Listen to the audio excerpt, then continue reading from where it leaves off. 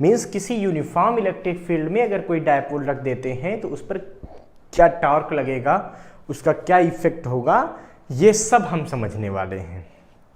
ठीक है, तो बच्चों इसके लिए हम क्या करते हैं, पहले तो यूनिफॉर्म इलेक्ट्रिक फील्ड बना लेते हैं। आपको पता है कि यूनिफॉर्म इलेक्ट्रिक फील्ड क्या होती है? एक ऐसी इलेक्ट्रिक फील्ड जिसकी वैल्यू हर जगह क्या हो, सेम हो, जिसका मैग्नीट्यूड हर जगह क्या हो, सेम हो, उसको हम लोग बोलते हैं यूनिफॉर्म इलेक्ट्रिक फील्ड। इसका सीधा सा मतलब ये है कि यूनिफॉर्म इलेक्ट्रिक फील्ड को जब भी बनाना हो तो हम उसको पैरेलल और इक्विडिस्टेंस लाइन से शो करते हैं। पैरेलल और इक्विडिस्टेंस लाइन जो होती हैं ये यूनिफॉर्म इलेक्ट्रिक फील्ड को यहाँ पे शो करती हैं। ठीक है बच्चों, हम क्या सोचते हैं कि अगर इस यूनिफॉर्म इलेक्ट्रिक फील्ड में इलेक्ट्रिक फील्ड इंटेंसिटी की वैल्यू E है, इसका मतलब हर जगह पे इलेक्ट्रिक फील्ड E है, यहाँ यहाँ यहाँ हर जगह सेम है, डायरेक्शन ये है। ठीक है, ये इलेक्ट्रिक फील्ड है। और अगर इस इलेक्ट्रिक फील्ड में हम एक डायपोल पुट कर देते हैं, डायपोल हमको पता है equal and opposite charge placed at very small distance, ये तो थी डायपोल की डेफिनेशन, बहुत सही, ये हमने पुट कर दिया। ठीक है, मान लीजिए ये प्लस क्यू चार्ज है और ये माइनस क्यू चार्ज है, और ये इलेक्ट्रिक डायपोल हमने क्या किया, एक यूनिफॉर्म इलेक्ट्रिक फील्ड में पुट कर दिया। कितने एंगल पे पुट किया, तो हमने मान लिया कि ये एंगल इसका क्या है, ये थीटा है। अब बच्चों जब ये थीटा एंगल पे पुट किया गया है तो ये डायपोल इस इलेक्ट्रिक फील्ड की वजह से इस पे फोर्स दोनों चार्जेज पे लगने लगेंगे। ठीक है, अच्छा क्या फोर्स लगेंगे जरा सोचिए। तो आपको पता है प्लस क्यू चार्ज पे फोर्स क्या और कितना लगेगा, तो भाई प्लस क्यू चार्ज पे फोर्स लगेगा QV। क्यों? क्योंकि इलेक्ट्रिक फील्ड की डेफिनेशन आपको पढ़ाई गई ना, E = F/Q, the ratio of force and charge, test charge is called electric field intensity. वैसे ही जब F निकालना हो तो क्या हो जाएगा, QV, तो यहाँ पे फोर्स क्या लगेगा, QV। बट हमको पता है कि इलेक्ट्रिक फील्ड में प्लस चार्ज पे फोर्स हमेशा in the direction of field लगता है। प्लस चार्ज पे फोर्स किधर लगता है, in the direction of field, जबकि माइनस चार्ज पे फोर्स किधर लगता है, हमेशा opposite to the direction of field. मतलब कहीं भी इलेक्ट्रिक फील्ड हो, अगर वहां माइनस चार्ज रखा है तो उसमें फोर्स किधर लगेगा, डायरेक्शन किधर होगी, opposite to the direction of field, इधर लगेगा। कितना वैल्यू लगेगी बच्चों, QV, जैसे वहां पे F = Q × E। इसका मतलब एक फोर्स इधर लग गया QV और एक फोर्स इधर लग गया QV। ठीक है, अब सोचो क्या होगा इन फोर्सेस की वजह से। देखिए जितना फोर्स लेफ्ट में उतना ही फोर्स राइट में, इसका मतलब नेट ट्रांसलेटरी फोर्स तो 0 है।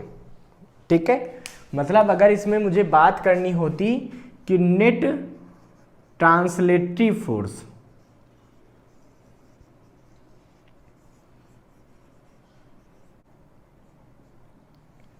ये तो 0 है।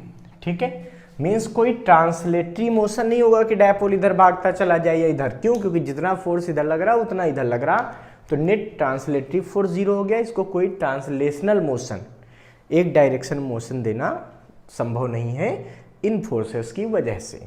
तो आप लोग माइंड में अपने सेट कर लीजिए कि अगर कोई भी डायपोल कभी भी यूनिफॉर्म इलेक्ट्रिक फील्ड में रखा होगा तो उस पर नेट ट्रांसलेटरी फोर्स हमेशा 0 लगेगा। जब नेट ट्रांसलेटरी फोर्स 0 लग रहा है तो क्या हो सकता है, तो देखिए थोड़ा महसूस कीजिए कि अगर मान लीजिए डायपोल होता, ठीक है, एक फोर्स इधर लगता है, एक इधर लगता, तो क्या होता ये, अगर ऐसे होता ये घूम जाता। क्यों भाई? तो इसका मतलब यह है कि इस समय इस डायपोल को घुमाने की कोशिश से फोर्स करेंगे, इसका मतलब एक रोटेशन जनरेट हो सकता है।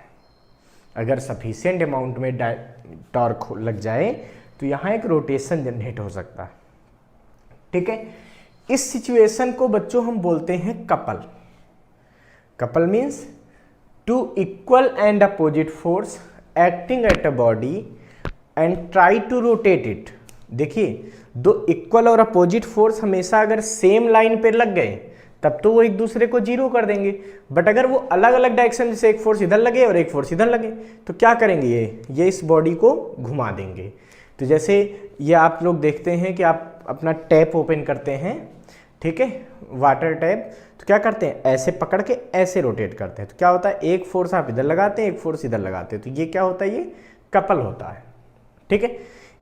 तो जब दो इक्वल और अपोजिट फोर्स किसी बॉडी पर वर्क करके उसको रोटेट करने की कोशिश करते हैं, मीन्स वो सेम लाइन एक्शन में नहीं लगते हैं, तो इसको बोलते हैं अरेंजमेंट को कपल।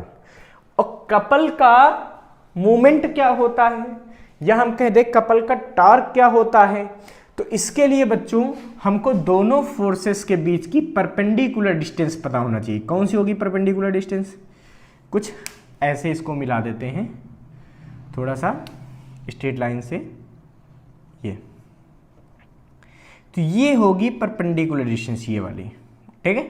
अब अगर ये डिस्टेंस डायपोल, ये एक डायपोल था, तो आपको पता है डायपोल के बीच की डिस्टेंस तो हम पता है क्या होती है, 2l होती है।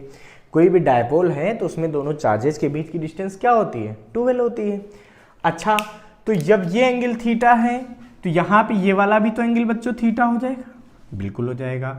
अब देखिए आपको ये वैल्यू आराम से मिल सकती है, और इसकी क्यों जरूरत पड़ रही है, क्योंकि movement of couple means torque जब भी निकालना होता है तो इसका फार्मूला होता है टॉर्क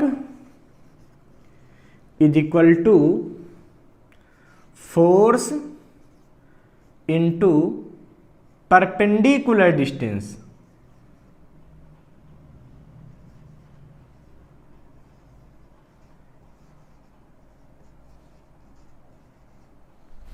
ठीक है, force into perpendicular distance between force, उन दोनों फोर्स की परपेंडिकुलर डिस्टेंस ये। अब ये कैसे पता चल सकता है बच्चों, तो देखिए इसके लिए बहुत सिंपल सी बात है। यहां पे अगर हम बात करें तो torque is equal to force कितना है बच्चों, QV, और ये परपेंडिकुलर डिस्टेंस है कितनी, चलिए नाम दे देते हैं इसको हम AB और इसको हम कह देते हैं C। तो इनटू क्या आएगा बच्चों, ये BC आएगा, ये क्या आया, BC। अब ये कैसे फाइंड कर सकते हैं, तो आपको एक ट्रायंगल दिख रहा है जिसमें ये दिख रहा है थीटा और ये डिस्टेंस दिख रही है, मीन्स आपको हाइपोटेन्यूज पता है और आपको परपेंडिकुलर निकालना है क्योंकि ये एंगल 90 डिग्री है। अब जब परपेंडिकुलर निकालना है तो परपेंडिकुलर और हाइपोटेन्यूज में कौन सा रिलेशन होता है, sine theta. Sine theta equal to क्या होता है, परपेंडिकुलर अपान हाइपोटेन्यूज, तो BC अपान AB।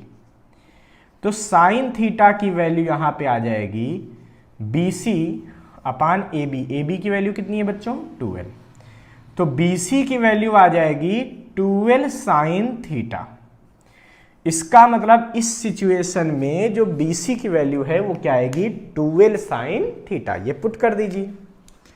तो टॉर्क को हम लोग रिप्रेजेंट करते हैं टाउ से, तो tau is equal to QE into 2l sine theta. अब देखिए Q और 2l इन दोनों का मल्टीप्लीकेशन क्या कहलाता है भाई, Q इंटू 2l क्या होता है बोलो, हाँ, Q into 2l is called electric dipole movement. इसको क्या बोलते हैं, इलेक्ट्रिक डायपोल मूवमेंट, ठीक है। तो Q into 2l is called electric dipole movement, इसलिए Q इंटू 2l की जगह क्या आ जाएगा, P आ जाएगा। तो tau is equal to formula मिल जाएगा PE साइन थीटा।